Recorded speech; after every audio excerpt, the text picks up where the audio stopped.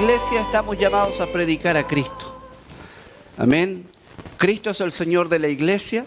Dice Efesios que Dios dio a Cristo como cabeza sobre todas las cosas a la iglesia.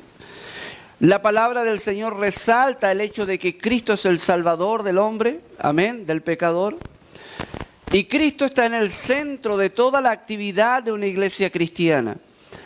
Y asimismo como Cristo estuvo en el centro de la predicación de Pablo, es la recomendación misma de Pablo a la iglesia de Corinto de que Cristo debe estar en el centro también de su predicación como iglesia.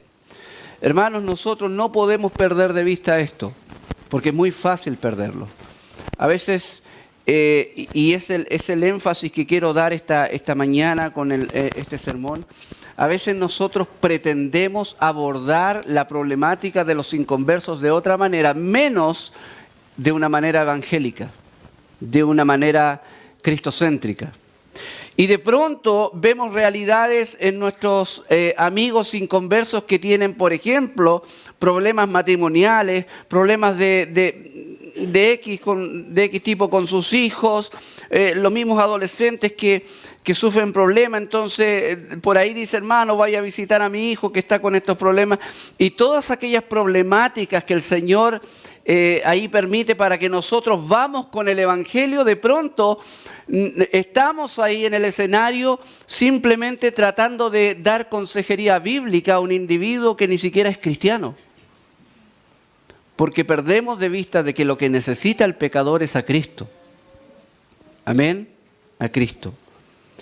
Y nosotros no debemos perder de vista aquello. El apóstol Pablo se ocupó de enseñar todo el consejo de Dios a todas las iglesias que él fundó y a donde él ministró. Todo el consejo de Dios. Sin embargo, cuando habla aquí en este pasaje que vamos a leer de su ministerio, en el contexto de abordar la problemática del inconverso, dice, yo no me propuse saber ninguna otra cosa entre ustedes, sino una sola. ¿Cuál es esa? A Jesucristo y a este crucificado. De tal manera que en este texto vamos a entender la centralidad que tiene no solamente Jesucristo, sino que aquello que pone Pablo, ¿cierto? Ahí complementando esto, que dice crucificado. Porque déjeme decirle que muchas veces se predica a Cristo, pero nunca se menciona la cruz, por ejemplo. Nunca se habla del sacrificio. Por lo tanto, hermanos queridos, este es un llamado de Dios a nosotros como iglesias y como individuos, parte del cuerpo de Cristo, como parte del cuerpo de Cristo, de no perder el enfoque principal cristocéntrico de nuestra predicación evangélica. Leamos el texto de ahí en capítulo 2, versos 1 al 5. Así que, hermanos, dice el apóstol, cuando fui a vosotros para anunciaros el testimonio de Dios, no fui con excelencia de palabras o de sabiduría, pues me propuse no saber entre vosotros cosa alguna, sino a Jesucristo y a este crucificado. Y estuve entre vosotros con debilidad y mucho temor y temblor. Y ni mi palabra ni mi predicación fue con palabras persuasivas. Ojo con eso. ¿Qué le digo a esta persona? ¿Cierto? No fue mi palabra ni mi predicación con palabras persuasivas de humana sabiduría, sino con demostración del Espíritu y de poder. ¿Para qué? Para que vuestra fe, ese es el fin de por qué Pablo concentra su predicación en Cristo. El asunto es que la fe de los corintios estuviera fundada no en la sabiduría de los hombres, sino en el poder de Dios. Amén. Oremos. Querido Dios, quiero recurrir, Señor, a tu gracia en esta oportunidad, Padre, para que me asistas. Me toca la gran responsabilidad, Señor, de predicar tu palabra. Y ayúdame, Señor, a poder, Dios Santo, hacerlo con limpia conciencia. Ayúdame a hacerlo, Señor, con el poder del Espíritu Santo. y ayúdame a ser yo el primer oyente, Señor, y que puedas tú también corregir mi propia vida y ayudarme, Señor, a mí, a mis hermanos queridos, a tener este enfoque cristocéntrico de nuestra predicación, de nuestro interés por los demás, Señor. Dar a conocer, dar el anuncio, Señor, de Cristo y este crucificado. Ayúdanos, Señor, a que nuestro anuncio de Cristo sea no basado en humana sabiduría, sino en el poder del Espíritu Santo, Señor, basado en tu preciosa palabra. Ayúdanos, Señor, esta mañana a ser, Señor, desafiados por el Espíritu Santo y movidos por el Espíritu Santo para desarrollar y hacer la misión que tú nos has mandado hacer en este mundo. Te lo pido en nombre de Jesús. Amén. Entonces tocó la oportunidad para Pablo de ir a Corinto. Amén. Luego de pasar por ahí, por Atenas, que era la cuna, como dijimos en alguna oportunidad, de la filosofía griega. Y sabemos quienes estudian un poco de filosofía o más bien dicho, de historia, que la filosofía griega era la plataforma sobre la cual era soportada todo el pensamiento del mundo en ese tiempo, ¿ya?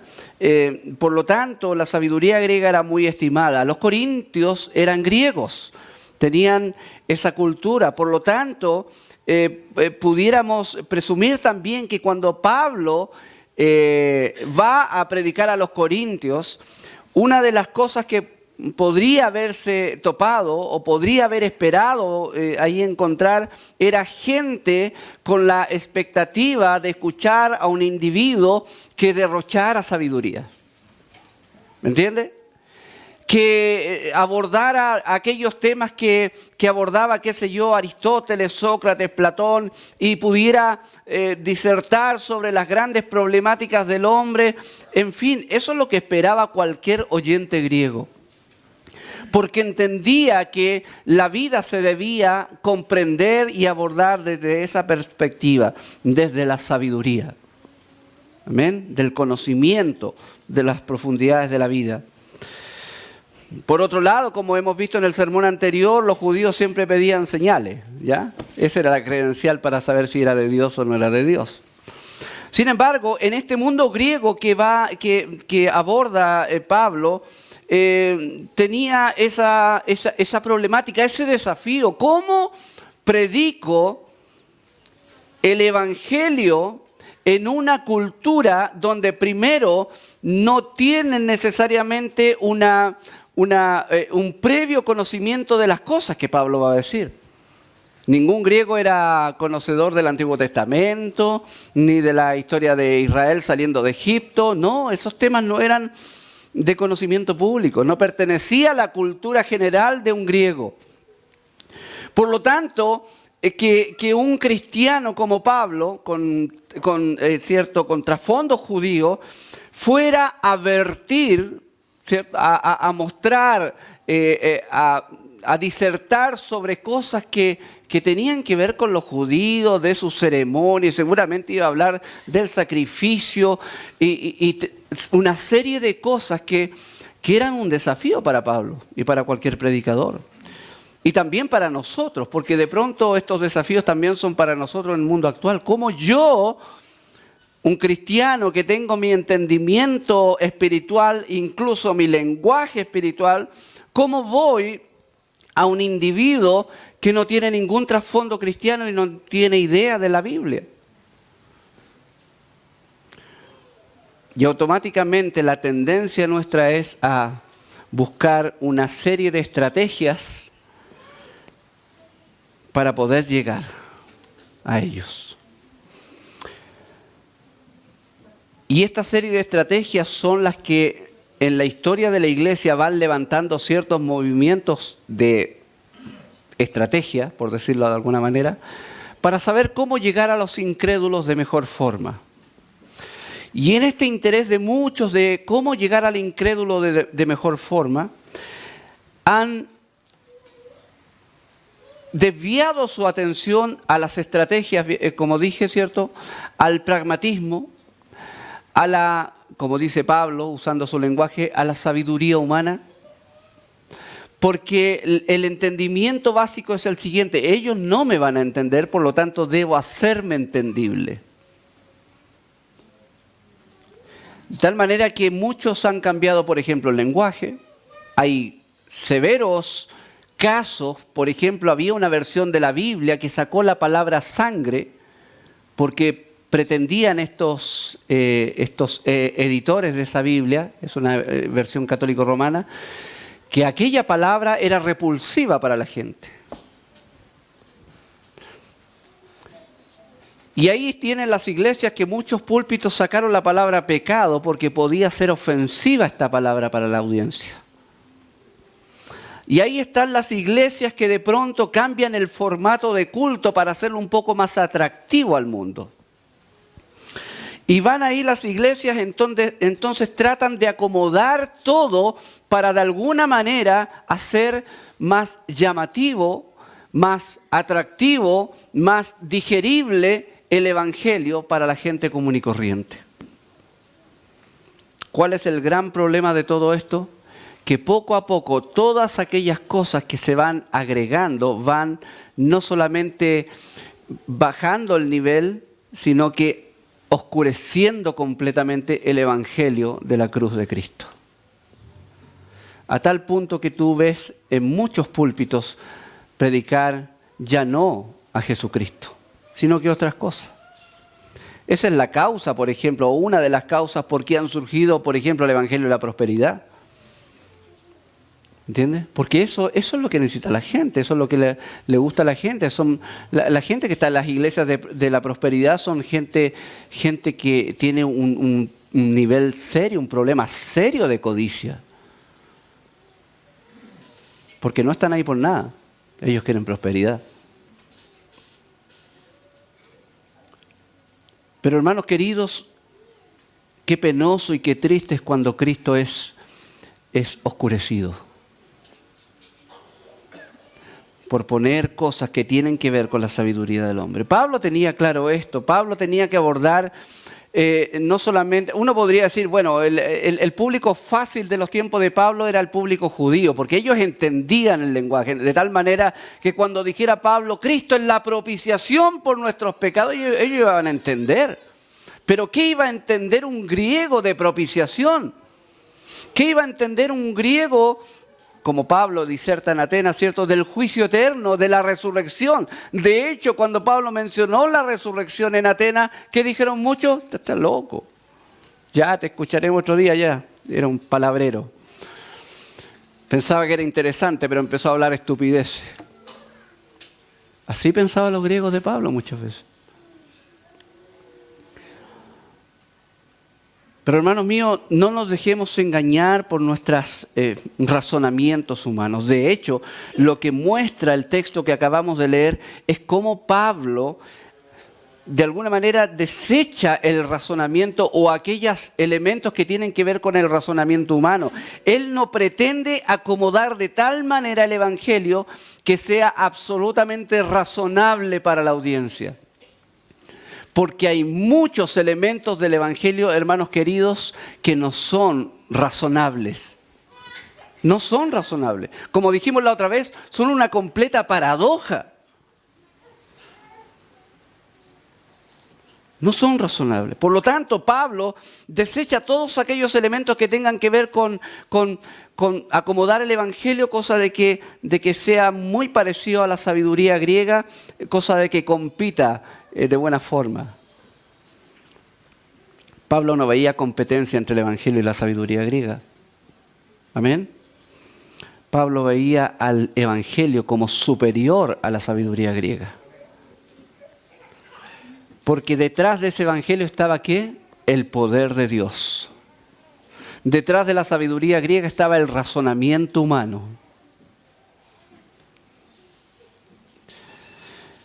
Y cuando va a Corinto, hermanos queridos, a predicar, él tiene este desafío. ¿Cómo abordar su ministerio evangelístico en esta sociedad donde no solamente impera el criterio griego de ver el mundo, que es muy fuerte. Nosotros a veces, hermanos queridos, y aquí hago un paréntesis, nosotros a veces no entendemos las problemáticas que Pablo enfrentó.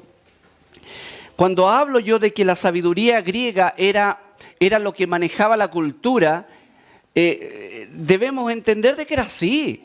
Ellos no, los griegos en general, la sociedad griega concebía la vida de cierta manera.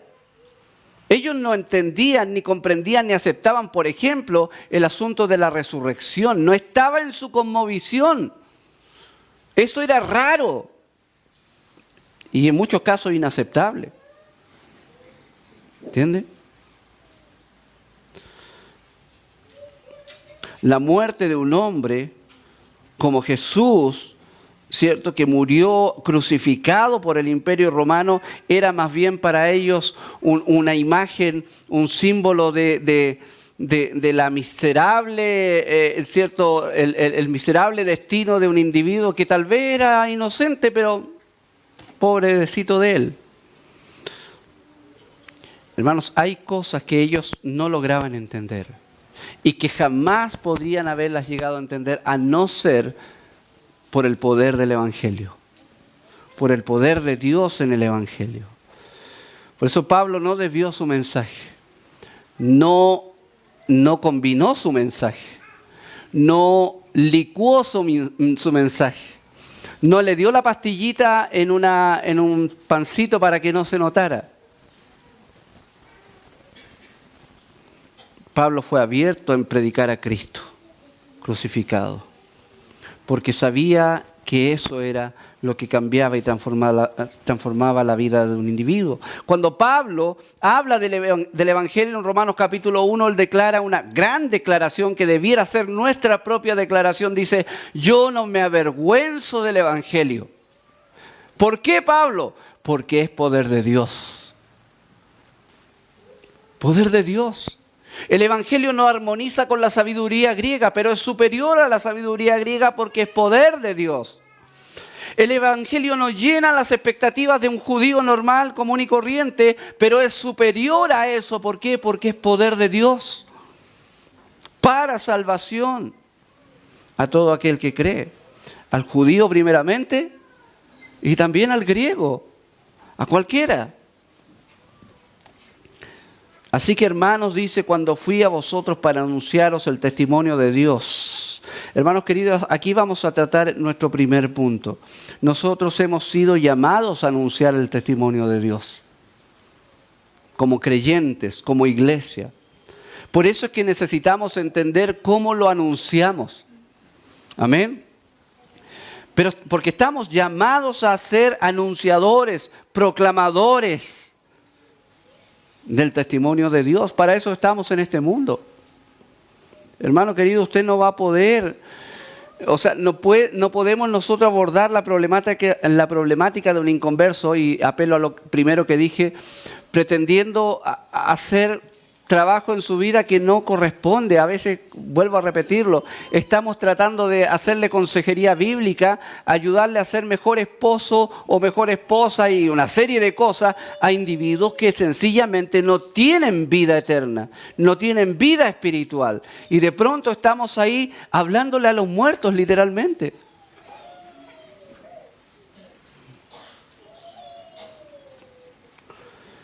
Ellos necesitan a Cristo. ¿Hasta qué punto nosotros entendemos que un inconverso necesita urgentemente a Cristo? Necesitan a Cristo. Y estamos llamados a anunciar el testimonio de Dios. Pablo, vamos al libro de los Hechos, por favor, Hechos capítulo 18. Pablo en un momento determinó en su corazón, obviamente motivado y guiado por Dios, ir a esta ciudad de Corinto. Y sin duda que no fue un trabajo fácil. Él estuvo 18 meses trabajando ahí en Corinto para levantar la iglesia. Amén. Y no fue un trabajo fácil. Él acaba de llegar desde Tesalónica, pero no olvidemos, hermanos queridos, no olvidemos que el trabajo anterior a Atenas fue un trabajo en Macedonia, donde estuvo encarcelado, donde le pegaron, donde tuvo cierto trato miserable de parte de los hombres, sufrió. pasar todo ese periodo de sufrimiento, de cárcel, de todo, de un sinnúmero de dificultades que tuvo, él seguía determinado en hacer la obra del Señor y predicar a Cristo. Luego se fue, ¿cierto?, de Filipos, fue a Tesalónica. Hermanos, en Tesalónica usted sabe lo que pasó ahí. Lo echaron, lo golpearon. Luego va a Berea y de ahí pasa a lo que es Atenas, Grecia. Y capítulo 18 llega a Corinto. Después de estas cosas, dice, Pablo salió desde Atenas y fue a Corinto. Y halló a un judío llamado Aquila, natural del Ponto, recién venido de Italia, con Priscila su mujer. Por cuanto Claudio había mandado que todos, Claudio es el emperador de ese tiempo, había mandado que todos los judíos saliesen de Roma. Fue a ellos y como era del mismo oficio, se quedó con ellos y trabajaban juntos, pues el oficio de ellos era hacer tiendas. Y discutía en la sinagoga todos los días de reposo y persuadía a judíos y a griegos. Ojo con esta palabra. Dice Hechos, escribiendo Lucas, Pablo persuadía a judíos y a griegos. Y Pablo luego en Corinto dice, yo no usé palabras persuasivas. Bueno, ¿dónde está la diferencia? Eso lo vamos a ver también. ¿Amén? Pero él persuadía a judíos y a griegos. Y cuando Silas y Timoteo vinieron de Macedonia, Pablo estaba entregado por entero a la predicación de la palabra, testificando a los judíos, por una parte, que Jesús era el Cristo, pero oponiéndose y blasfemando estos, les dijo, sacudiéndose los vestidos, vuestra sangre sea sobre vuestra propia cabeza, yo limpio, desde ahora me iré a los gentiles. Y saliendo de allí se fue a la casa de uno llamado Justo, temeroso de Dios, la cual estaba junto a la sinagoga. Y Crispo, el principal de la sinagoga, creyó en el Señor con toda su casa. Y muchos de los corintios, oyendo, creían y eran bautizados. Entonces el Señor dijo a Pablo en visión de noche, ¿qué dijo? No temas, sino habla y no calles. Amén. ¿Por qué? Mire los motivos. Primero, porque yo estoy contigo. Porque yo estoy contigo. Y ninguno pondrá sobre ti la mano para hacerte mal. Y aquí hay otra razón. Porque yo tengo mucho pueblo en esta ciudad. Aquí vemos a Pablo que a pesar de que su motivación personal fue ir a Corinto y su motivación personal fue predicar a judíos, a griegos, ahí a todo el mundo, a gentiles, qué sé yo, pero detrás de esa motivación personal estaba Dios guiándole por el hecho de que Dios tenía mucho pueblo en esa ciudad. De tal manera que este plan que es de Dios es expuesto en las mismas palabras del Señor a Pablo, diciéndole, yo tengo mucho pueblo aquí, así que Pablo, no temas, predica, predica, predica. De tal manera, dice el versículo 11, que se detuvo allí 1 año y 6 meses, enseñándoles la palabra de Dios. Amén. Entonces ahí estuvo fundando esta iglesia de Corinto. Amén. Y hermanos queridos, cuando él estuvo ese año, 6 meses, 18 meses en total, 1 año y medio, no fue fácil el trabajo ahí. De hecho, las palabras de Cristo a Pablo cuando le dice no temas, nadie pondrá la mano sobre ti, responde a un hecho evidente. Pablo estaba en peligro de que alguien o algunos pudieran poner la mano sobre él para callarlo.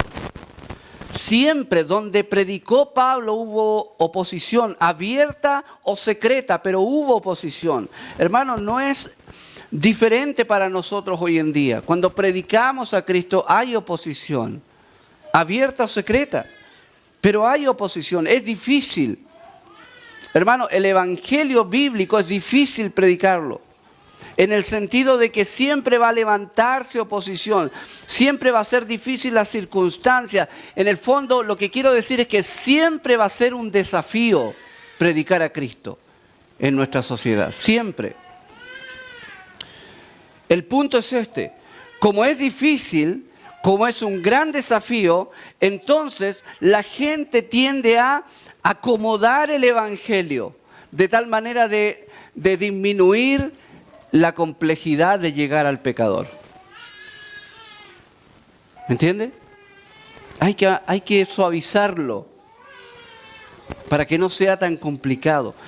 Hermanos queridos, eso es un gran problema, un gran error, porque tú de esa manera estás poniendo la mirada en, por decirlo de alguna manera, en el oyente, en el pecador, en su valor, en el sentido de que no hay que, por ejemplo, no hay que incomodarlo, no hay que ofenderlo, hay que ser sabio, la idea es ganarlo, no perderlo. ¿Me entiende? Todos los pensamientos que tienen a veces nuestro corazón con respecto de cómo predicamos a Cristo, cómo llevamos el evangelio. Hermano, no se trata aquí, como decía, creo que ayer lo mencionaba, no se trata, nosotros no somos un partido político buscando adeptos partidarios y si juntamos más firmas mejor. La iglesia de Cristo no se edifica de esa manera. La iglesia de Cristo se edifica a punta de predicar el evangelio de Cristo para que las ovejas de Cristo escuchen su voz y vayan a Él. De tal manera que no tenemos ninguna necesidad, hermanos queridos, de licuar el mensaje, de acomodar el mensaje, de cambiar el mensaje. Hermanos, el desafío de predicar a los inconversos, a los pecadores, el evangelio es un desafío que Dios nos ayuda a llevarlo a cabo porque es el poder de Él. Él nos capacita.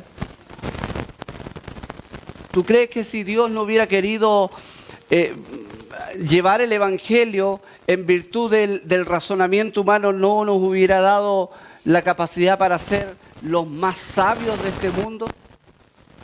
Ser capaces de persuadir tanto a la gente de que, ¿cierto? Como los vendedores, ¿cierto? Somos una empresa que en vez de evangelistas tiene agentes comerciales buscando clientes. Entonces a veces queremos ser persuasivos hasta ese punto de vista, de que nosotros tenemos que convencer a la gente, atraer a la gente. Hermano, el evangelicalismo en general muchas veces se mueve en esa esfera, en los esfuerzos que hacen las iglesias para atraer gente, para convencer a gente, para llenarse de gente. ¿Cuál es el resultado de todo eso? Que muchas veces todos estos clientes religiosos que están dentro de las iglesias no son convertidos, porque nunca conocieron el mensaje de Cristo, porque nunca escucharon de Cristo crucificado.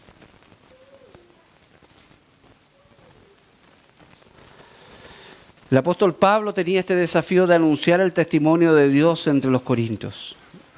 Y él, según sus propias palabras, en 1 Corintios capítulo 2, volvamos ahí al texto, él dice, yo no fui con excelencias de palabras o de sabiduría.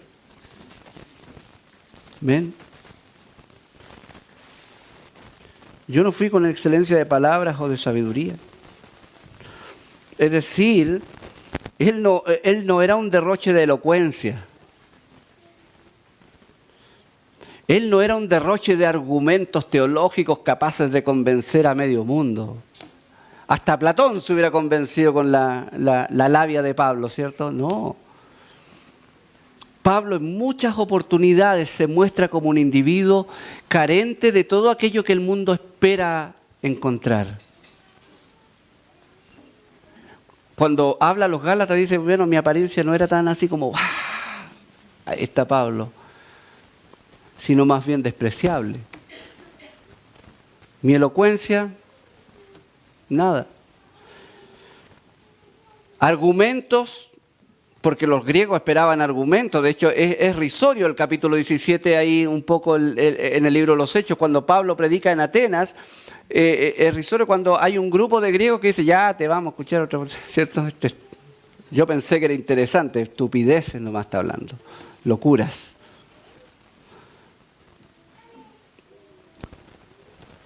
¿Usted cree que se problemaba Pablo por eso? ¿Se complicaba Pablo por eso? Pucha, no me están escuchando, dice Pablo. No estoy llegando a la gente.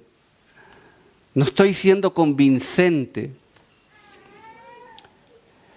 Pero Pablo no descansaba, no descansaba su esfuerzo evangelístico en esas realidades.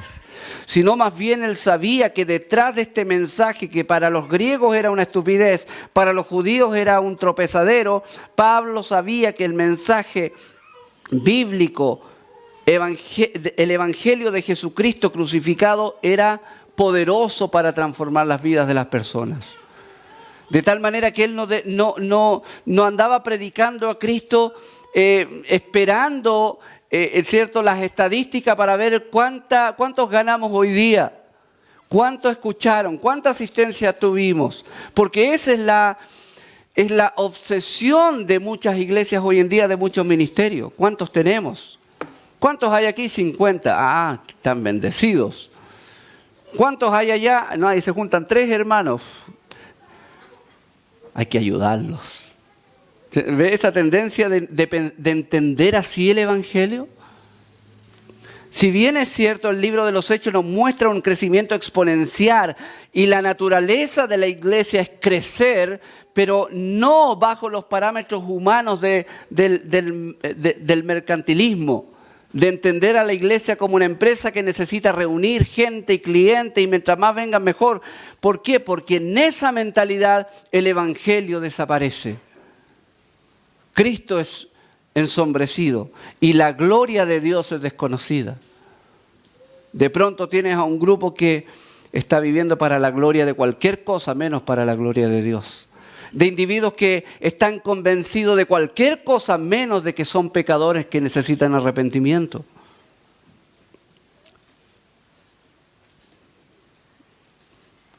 Entonces por eso también dice Pablo, yo no fui a ustedes con excelencias de palabra o de sabiduría. Él no descansó en su elocuencia, no descansó en su capacidad, en su conocimiento. Él no iba con estas grandes armas para batallar contra estos pecadores, no. Él se había propuesto algo en su corazón. Versículo 2, que dice, porque me propuse.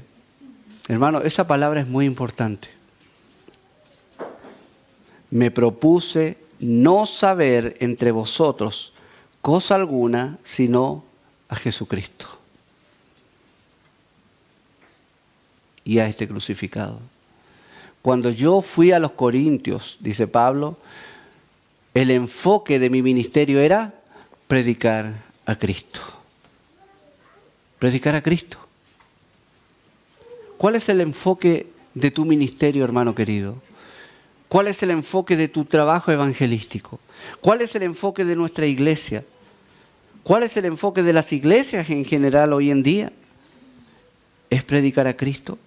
Es interesante ver que Pablo comienza a hablar en esta proposición diciendo, yo me propuse esto. Yo me propuse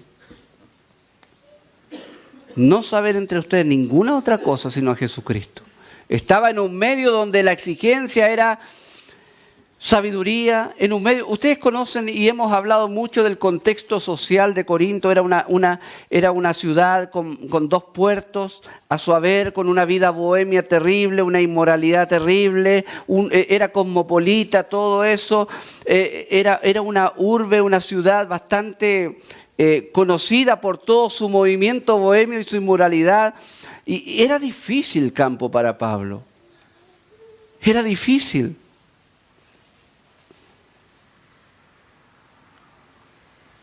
Era muy difícil. La vida característica de un Corinto era la inmoralidad, la perversión, la suciedad, la mundanalidad, pudiéramos decir. Por lo tanto, hermanos queridos, no está evangelizando en un contexto de judíos donde tienen claritos los conceptos del Antiguo Testamento, ni está tampoco ante personas que son derrochadoras de piedad. No, la moralidad de los corintios era desastrosa. Y pudiéramos pensar que Pablo pudiera haberse propuesto algo diferente. ¿Cómo convenzo a estos corintios de que la vida que están llevando es mala? ¿Cómo convenzo a los corintios de que la vida que llevan no les va a llevar a ninguna parte, les está perjudicando más que beneficiando? ¿Cómo llevarle a los corintios a ser mejores personas, no tan bohemios? ¿Usted piensa que ese fue el enfoque de Pablo? No. Porque ese es el enfoque moral que muchas veces está presente en muchas oportunidades cuando los cristianos evangelizan. Es un enfoque moralista. Y el enfoque moralista no necesariamente, hermanos queridos, es un enfoque de Dios. Cuando surge el racionalismo religioso y previo, bueno, en el mismo tiempo cuando surge el movimiento fundamentalista que se opuso a este movimiento racionalista, uno de los considerados predicadores más grandes de Estados Unidos dijo, y que era un presbiteriano y era, sin duda era ateo, increíble, un ateo considerado uno de los grandes predicadores de Estados Unidos, ¿ya? Dijo, yo no creo necesariamente en la Biblia que sea la palabra de Dios, dijo. Pero la predico, la enseño porque creo que hace bien a la gente. Creo que le hace bien a la sociedad. Hermanos queridos, a veces hay muchos cristianos que resumen en eso su propuesta evangelística. Porque entienden que esta sociedad necesita mejorar.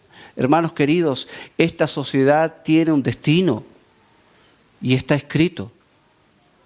Lo que necesita esta sociedad es escuchar a Cristo, escuchar de Cristo.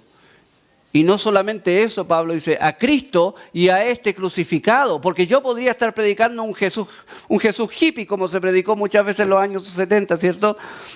Un Jesús que era pura paz y amor y que lo único que espera es que tú entregues su corazón a Él, porque Él, cierto, te va a llenar de cosas lindas y va a cambiar tu vida. Y todo así,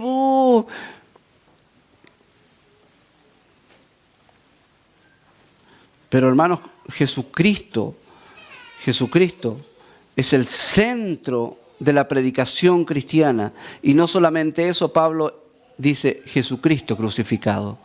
Porque, hermanos queridos, eso implica varias cosas. Una de las cosas que implica es que el Evangelio en sí tiene un contenido doctrinal importante.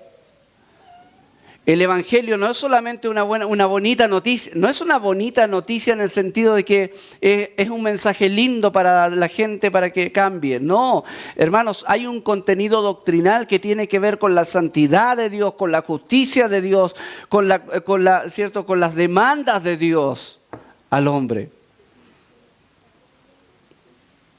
La cruz de Cristo, la crucifixión de Cristo tiene todo un trasfondo doctrinal. Por eso dice Cristo y a este crucificado, porque la cruz de Cristo esencialmente es el corazón del Evangelio. Su sacrificio expiatorio, vicario, sustituto. Es necesario que el pecador lo conozca. Es necesario que tú presentes a Cristo crucificado. Eso es lo que necesitan tus amigos inconversos, tus vecinos inconversos, tus compañeros inconversos. ¿Qué le hablo? Muchas veces escucho cristianos decir eso, es que yo no sé qué decirle. Hermano querido, ¿cómo no vas a saber qué decirle? Háblale de Cristo. Háblale de Cristo, ese es el único mensaje que tú tienes que entender en la Biblia. Cristo murió por los pecadores. Y como decimos siempre, la única justicia que Dios recibe es la justicia de Cristo. Alienta sus vidas, alienta sus conciencias, llámalos a arrepentirse y a creer en el Cristo crucificado. a mirar, a entender el sacrificio de Cristo, a asombrarse de la persona de Cristo y de su sacrificio. Hermanos, el sacrificio de Cristo es el punto central del Evangelio. Yo no sé cuántas veces pasas tú por la lectura de los Evangelios en el punto donde Cristo es crucificado y no te detienes a considerar el valor de su sacrificio. El valor de aquellas palabras que pronunció cuando dijo consumado es. Esas palabras no solamente significan ya todo está terminado, sino que también significa ya todo está saldado.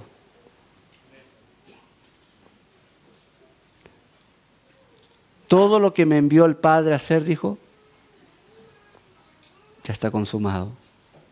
Amén. La obra de salvación, la obra expiatoria. Hermanos, es tan preciosa la obra de Cristo. ¿Cómo vamos a perder el foco de eso? ¿Cómo cristianos que pretenden hablar del Evangelio olvidan a Cristo? ¿Cómo cristianos hoy en día que pretenden dar testimonio del Señor olvidan la cruz? Olvidan el sacrificio.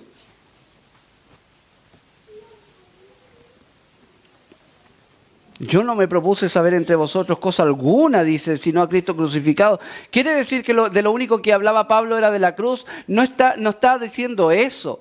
Está hablando, el contexto que del cual está hablando es de cuando él fue a predicar a Corinto. Él en su afán de llevar el Evangelio, dice, mi enfoque en la ciudad cuando yo fui era predicar a Cristo. Predicar a Cristo. Claro, él enseñó todo el consejo de Dios, pero el enfoque al ir a evangelizar a la ciudad era Cristo y a este crucificado. Hermanos queridos, Pablo era monotemático. Y a veces pienso que algunos círculos evangélicos se avergüenzan tanto del evangelio que temen ser monotemáticos. Y pensamos que el evangelio se trilla. ¿Y para qué vamos a hablar de Cristo nuevo si ya hablamos el domingo pasado? Hermanos queridos, el Evangelio de Cristo crucificado debe estar en nuestros labios cada día, en cada momento. Si tú te encuentras con una persona en la calle o con tu amigo o con tu esposo inconverso, tu esposa inconversa, con tus hijos, hermanos queridos, no olvides hablar de Cristo. Lo que necesitan ellos es a Cristo. No necesitan cosas que tengan que ver con la sabiduría, con la excelencia de palabras, sino con la sencillez del mensaje de Cristo. Versículo 3 dice, yo estuve entre vosotros con debilidad y mucho temor y temblor. ¿Por qué? Porque precisamente estaba en un lugar donde habían grandes peligros. Simplemente, como en toda ciudad, podía levantarse la autoridad de la sinagoga, levantar una falsa acusación. ¿Y qué pasaba?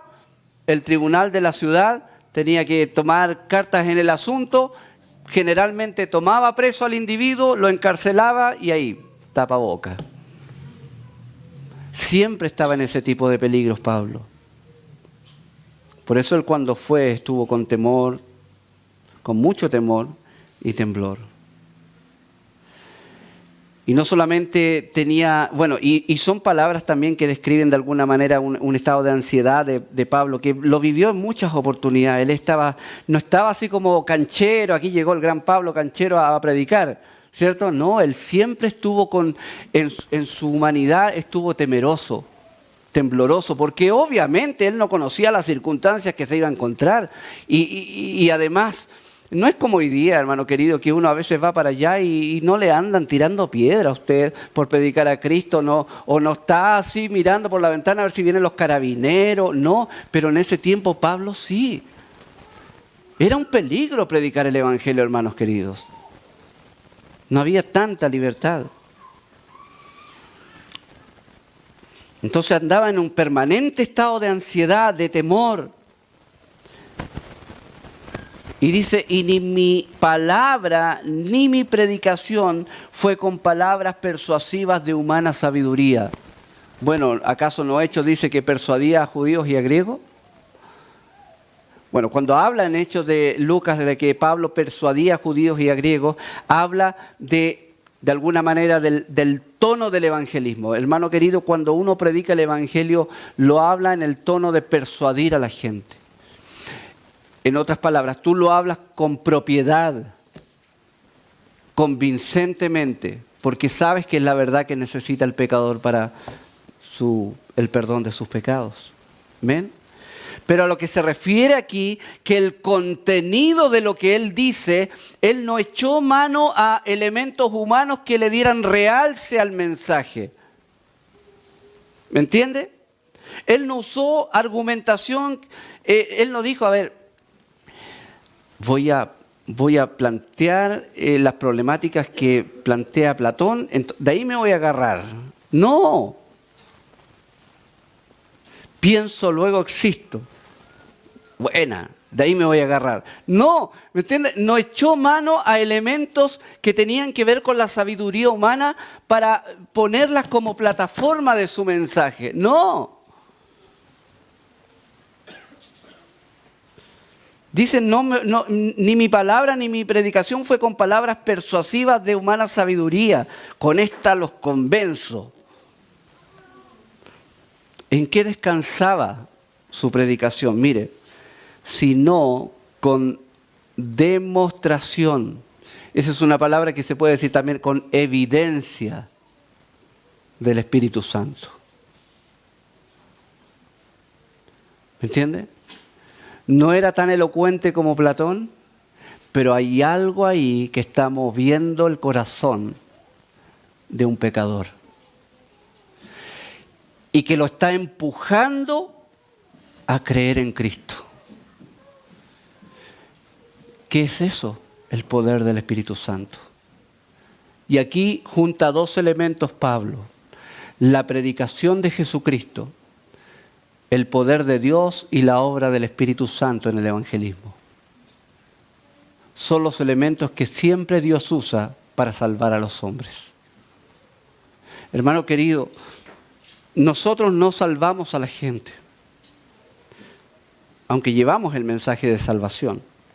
Nosotros no convencemos a la gente, aunque predicamos convincentemente. Sabemos que detrás de nuestra acción humana está Dios operando. Está Dios moviendo los corazones, llevando a cabo la obra con su poder. Por eso, queridos hermanos, no nos avergoncemos del mensaje del Evangelio. Por eso no nos cansemos de predicar a Jesucristo y a este crucificado. No necesitamos otra receta para el pecador. No necesitamos otra aditivo para agregarle al Evangelio y hacerlo más atractivo o más llevadero o más digerible. No, el Evangelio puro y santo de Jesucristo crucificado es lo que la iglesia necesita para alcanzar aquellas almas que necesitan de Cristo, del perdón. Con demostración del Espíritu, dice Pablo, y de poder. ¿Con qué objetivo? Para que vuestra fe, le dice a los corintios, para que vuestra fe, ¿qué dice? No esté, y note la palabra, fundada. Y la pregunta que podemos hacer de todos los cristianos que hay en el mundo hoy, ¿dónde está fundada la fe de esa gente? Hagámoslo más cercano. Hermano querido, amigo, ¿dónde está fundada tu fe? Porque déjeme decirle que muchos fundan o su fe está fundada sobre todo lo contrario de Pablo, sobre la sabiduría humana. Está fundada sobre la excelencia de palabras persuasivas. Fueron convencidos de algo, pero nunca se han arrepentido delante del Señor. Nunca han experimentado el poder transformador del Espíritu Santo. Su fe no está fundada en el poder de Dios, sino en la sabiduría de los hombres. No está fundada. Hermanos, ¿sobre qué queremos que esté fundada la fe de aquellos que necesitan a Cristo? En el poder de Dios. Entonces, si podemos hacer, ¿cierto?, la idea completa de este texto, debemos entender que para anunciar el Evangelio de Dios no necesitamos otra cosa que el Evangelio de Jesucristo crucificado. Porque este es el Evangelio que Dios usa como su poder para transformar la vida de alguien. Y es sobre este Evangelio, sobre este poder de Dios, donde descansa la fe de los genuinos hijos de Dios. Por eso cuando tú y yo nos proponemos hablar de Cristo, hermanos, olvidémonos de ese argumento que generalmente nace en nuestra mente. Yo no sé qué decirle. ¿De qué le voy a hablar? Me gustaría saber más, pastor, para saber qué decirle a mis vecinos. Hermano, Jesucristo. Conoce más a Cristo y habla más de Cristo. Maravíllate con Cristo. Contémplalo en la cruz todos los días. Pasa por el Evangelio todos los días. Asómbrate del Evangelio todos los días. Maravíllate con la persona de Cristo.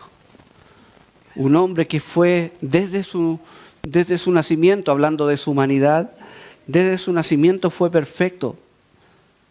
Y no solamente en el sentido de que fue concebido en forma perfecta, sino que en su práctica vivió una vida perfecta. El único hombre que ha cumplido todas las demandas de Dios en su vida. Que cumplió la ley en forma perfecta delante de un Dios que exige el cumplimiento de toda la ley.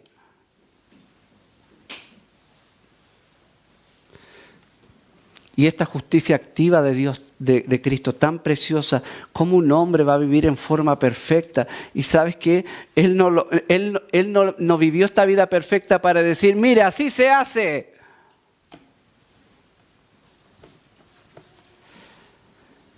Sino que Él vivió una vida perfecta por ti y por mí. Aquella vida que jamás ningún ser humano podía haber vivido. Hablando de su justicia activa.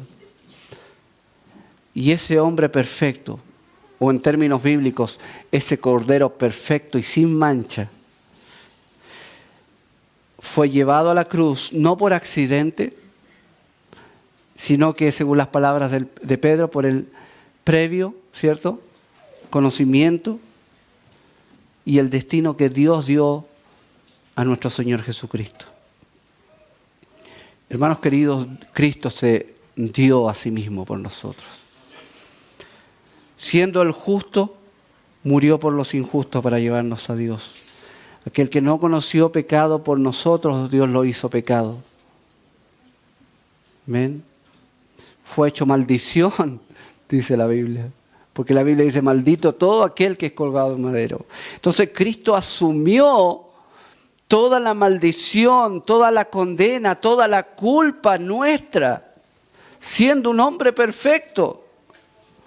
Y en la cruz del Calvario se cumple aquello que fue escrito siglos atrás en Isaías capítulo 53, que es uno de los textos más maravillosos de la Biblia.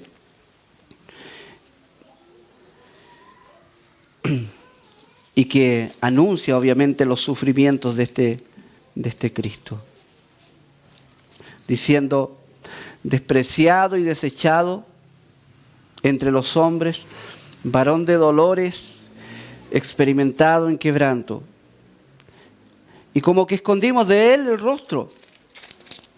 Fue menospreciado, no lo estimamos. Ciertamente llevó él nuestras enfermedades y sufrió nuestros dolores. Y nosotros le tuvimos por azotado, por herido de Dios y abatido. Ese es el pensamiento que tenían los judíos. Pobrecito, lo está castigando Dios. ¿Y sabe qué? Dios lo estaba castigando. Pero el judío pensaba que ese castigo estaba haciendo porque él lo merecía. Hermano, él no lo merecía. Por eso dice la Biblia, lo tuvimos por azotado, por herido de Dios y abatido. Sin embargo, él fue herido, pero por nuestras rebeliones. ¿Nota el cambio de lenguaje ahí del profeta? Él dice, nosotros pensábamos que Dios lo estaba azotando porque pecó. Y el profeta dice, sin embargo, él fue herido, claro, por Dios, pero por nuestras rebeliones. Molido por nuestros pecados. El castigo de nuestra paz fue sobre él. ¿Y qué dice? Y por su llaga, que dice, fuimos nosotros curados.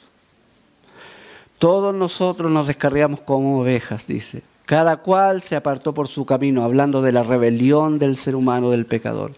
Sin embargo, Jehová Dios cargó en él el pecado de todos nosotros. Amén. Angustiado él y afligido, no abrió su boca. Como cordero fue llevado al matadero, y como oveja delante de sus trasquiladores, enmudeció y no abrió su boca. Por cárcel y por juicio fue quitado, y su generación, ¿quién la contará? Porque fue cortado de la tierra de los vivientes, y por la rebelión de mi pueblo fue herido. Y se dispuso con los impíos su sepultura, mas con los ricos fue en su muerte.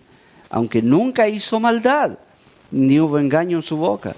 Con todo eso, Jehová quiso quebrantarlo, sujetándole a padecimiento.